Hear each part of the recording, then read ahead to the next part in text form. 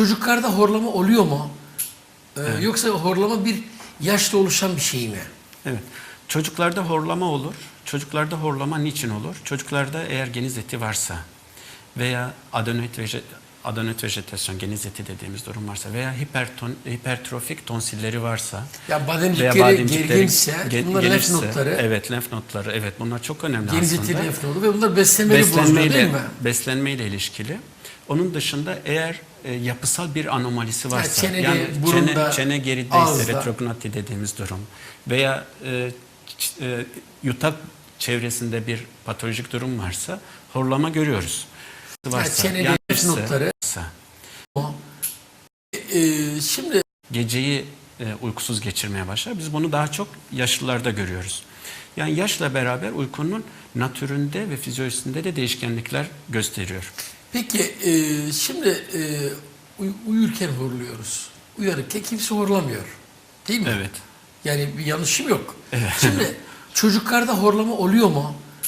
Evet. Yoksa horlama bir yaşta oluşan bir şey mi? Evet. Çocuklarda horlama olur.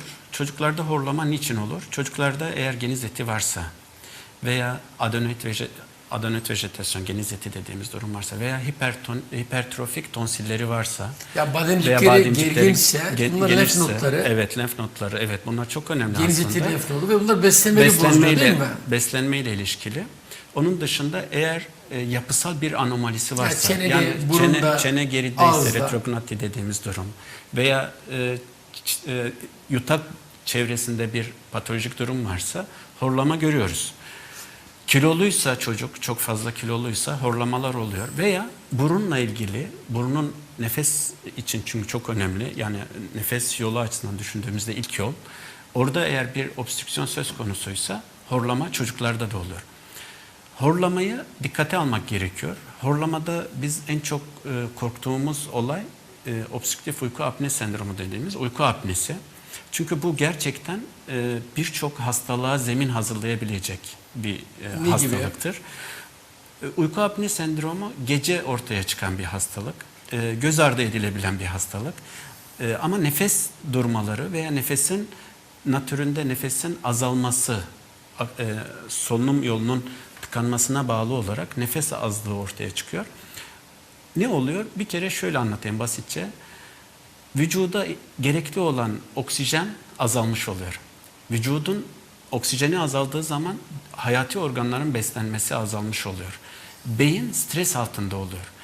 Normalde uyku sırasında kortizon azalır, büyüme hormonu artar, melatonin artar ama bunlarda sempatik sinir sistemi çok aktif olduğu için ciddi manada kortizol yükü altında oluyor bu kişiler. Yani gerginler. Gerginler.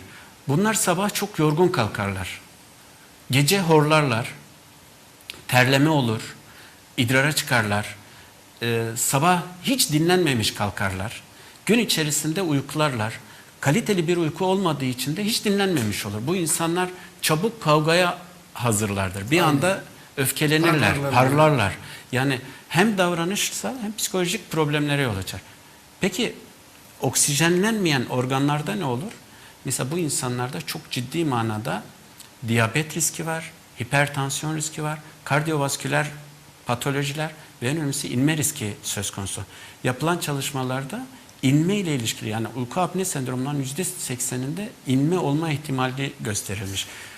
Daha uyku kalitesi bozuksa, uyku kalitesi evet. Bozuksa felç olma ihtimali çok %80. Evet, çok yüksek.